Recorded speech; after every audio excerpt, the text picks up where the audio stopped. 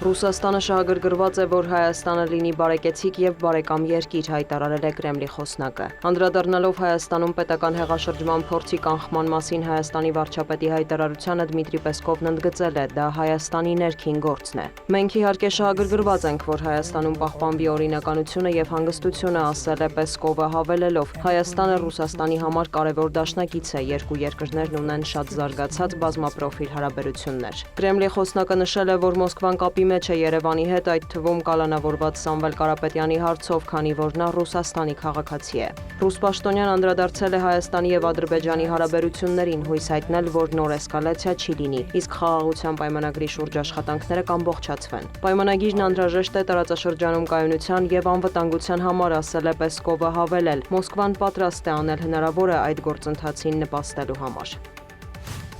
Հագայում հանդիպել են Դոնալդ Թրամփը եւ Վոլոդիմիր Զելենսկին, բանակցությունները տևել են ավելի քան 40 րոպե։ Ուկրաինայի նախագահը բովանդակալից է որակել Սպիտակ տան ղեկավարի հետ զրույցը։ Քննարկել ենք ամենակարևոր հարցերը, գնահատում ենք խաղաղությանը նպաստելու Վաշինգտոնի պատրաստակամությունը, նշել է Զելենսկին։ Ավելի ուշ Թրամփը լրագրողների հետ մամուլի ասուլիսում տեղեկացրել է, որ Զելենսկու հետ չի քննարկել հրադադարի հարցը։ Ուղղակի ցանկանում էի տեղեկանալ ինչպես է նա։ Հիանալի հանդիպում էր, ընդգծել է Դոնալդ Թրամփը։ Նրա խոսքով Միացյալ Նահանգները դիտարկի Ուկրաինային պատրիոտ համակարգերի մատակարարման հարցը։ Նաև Թրամփի համոզմամբ Զելենսկին եւ Պուտինը ցանկանում են, որ պատերազմն ավարտվի։ ԱՄՆ նախագահը հույս է հայտնել, որ առաջիկայում կզրուցի Ռուսաստանի նախագահի հետ։ ԱՄՆ պետքարտուղարն էլ անդրադարձել է Մոսկվայի դեմ հնարավոր նոր պատժամիջոցներին։ Սպիտակ տան կարծիքով, եթե հակառուսական պատժամիջոցներ կիրառվեն, դա կնշանակի, որ Մոսկվայի հետ բանակցությունների պատուհանը ամենայն հավանականությամբ կփակվի, նշել է Մարկո Ռուբիոն, տեղեկացնելով, որ այդ հարցով գործակցում են Կոնգրեսի հետ։ Հարկավոր է ճիշտ պահ ընտրել, շեշտել է դիվանագետը։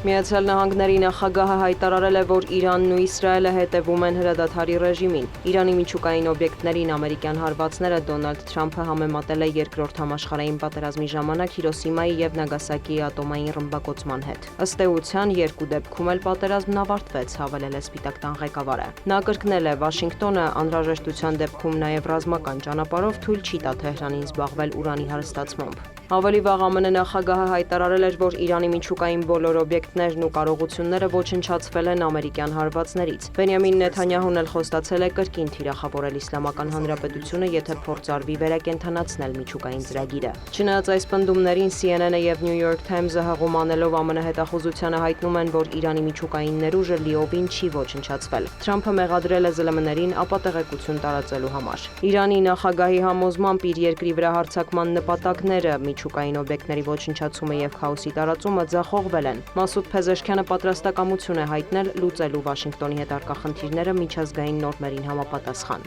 Թեհրանը հայտարարում է, հավատարիմ կմնան հրադադարի ռեժիմին, եթե Իսրայելը հետևի դրան, սակայն չեն հրաժարվի միջուկային ծրագրից։ ՆԱՏՕ-ի գագաթնաժողովի արդյունքներով դաշինքի երկրները համաձայնության են եկել մինչև 2035 թվականը պաշտպանական ծախսերը հասցնել ՀՆԱ-ի 5%-ի։ Գագաթնաժողովի ամփոփիչ հռչակագրի համաձայն նման որոշումը պայմանավորված է անվտանգության ոլորտում առկա հիմնարար մարտահրավերներով, այդ թվում Ռուսաստանից բխող երկարաժամկետ սպառնալիքներով։ ՆԱՏՕ-ի երկրները համաձայնել են, որ Ուկրաինային աջակցությունն ամրապնդում է Եվրատլանտյան անվտանգությունը։ ՆԱՏՕ-ի անդամները վերահաստատել են հանձնառությունը հավաքական պաշտպանության 5-րդ հոդվածին, որի համաձայն դաշինքի մի երկրի վրա հարձակում է բոլորի վրա։ Հռչակագրում նաև նշվում է, որ հաջորդ գագաթնաժողովը տեղի կունենա 2026 թվականին Թուրքիայում։ Դոնալդ Թրամփը հայտարարել է, որ ՆԱՏՕ-ի երկրների պաշտպանական ծախսերը մեծացնելու որոշումը Միացյալ Նահանգների հաղթանակն է։ Եվրոպան ավելի լուրջ պատասխանատվություն կստանձնի իր անվտանգության համար, շեշտել է նա։ ԱՄՆ կոնգրեսական Բադի Քարթերը նախագահ Թրամփին առաջադրել է խաղաղության Նոբելյան մրցանակի Իսրայելի եւ Իրանի միջև հակամարտությունը դադարեցնելու եւ Իրանի կողմից միջուկային զենքի ստեղծումը կանխելու համար։ Կոնգրեսականը պնդում է, որ Սպիտակ տան ղեկավարը բացառիկ եւ պատմական ջանքեր է գործադրել։ Զուգահեռ ներկայացուցիչների պալատի անդամ դեմոկրատ Էլ Գրինը Թրամփին իմպիչմենթի ենթարկելու բանաձև է ներկայացրել, մեղադրելով Սպիտակ տան ղեկավարին առանց կոնգրեսի համաձայնության Իրանի միջուկային օբյեկտներին հարվածելու համար։ Սակայն Ներկայացուցիչների պալատը ձայների մեծամասնությամբ մերժել է Գրինի նախաձեռնությունը։ Դիանա Գասպարյան, լուրեր։